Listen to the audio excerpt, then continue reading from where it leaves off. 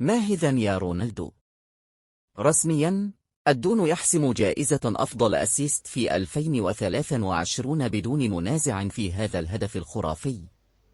شاهدوا أيها السادة كيف ضرب رونالدو خط الدفاع بالكامل بلمسة بالكعب وجعل مانيه وجها لوجه مع حارس مرمى الفتح.